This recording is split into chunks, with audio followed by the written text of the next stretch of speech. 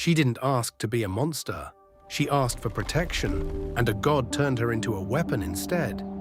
Every version of this myth you've ever heard was told by the people who hunted her. Today we tell it differently. But here's what most people don't realize, and we'll get to this near the end, the detail that changes everything about how this story has been told for 2,000 years. Before the snakes, before the stone gaze, before Perseus and the shield and the severed head held up like a trophy, there was a girl named Medusa.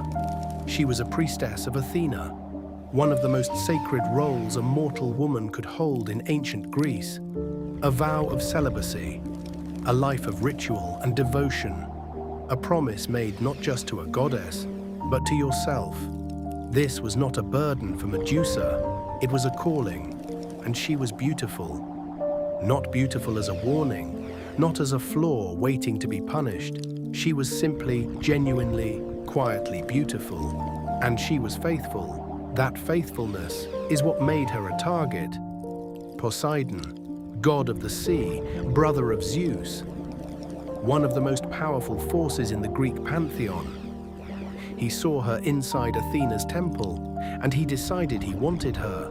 What happened next? The ancient texts dress in careful language, euphemisms, passive voice, the kind of writing that describes violence without naming it.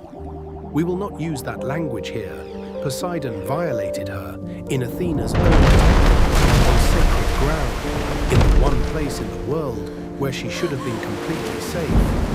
And then he left, because gods could do that. Medusa went to Athena, her goddess, her protector, the deity she had sacrificed everything to serve. She didn't go seeking revenge, she went seeking comfort. And Athena looked down at the woman whose only crime was being chosen by a god who took what he wanted, and punished her. The beautiful hair became serpents. The eyes that had looked upon the gods with devotion now turned living things to stone. She was cast out of the temple she had given her life to, exiled to a barren island at the furthest reach of the sea, alone. Here's what the myth glosses over completely, what the stories skip past in a single sentence to get to the hero. She lived like this for years. Think about what that actually means. She could not look at another living thing without destroying it. Not a bird, not the sea, not a single flower growing between the rocks. Everything she turned her gaze toward became a monument to her own suffering. The serpents that replaced her hair hissed warnings when danger approached, her only companions, her only protection in a world that had decided she was the monster in this story. And they always came, because Medusa had become the ultimate trophy. Kill the monster. Prove your strength. Nobody stopped to ask what the monster had done to deserve exile in the first place. Perseus came with gifts from the gods, a mirrored shield, winged sandals, a divine blade, equipped by the very gods who had created her suffering. He found her sleeping, exhausted, alone on the cold stone floor of her cave.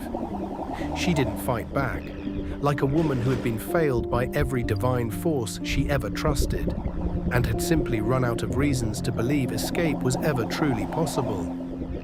From her blood, Pegasus was born, a creature of pure freedom, free in a way she never was. The version of Medusa most people know comes from Ovid, a Roman poet, writing 700 years after the original Greek myth.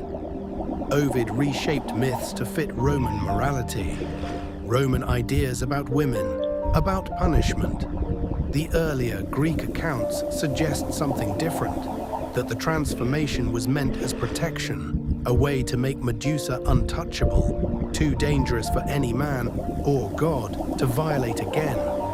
Not a punishment, a shield. 2,000 years of storytelling, and we inherited the version that blamed her. She didn't ask to be a monster, she asked for protection, and we've been arguing about what happened next, ever since. If you want to go deeper, there are more myths on this channel worth your time.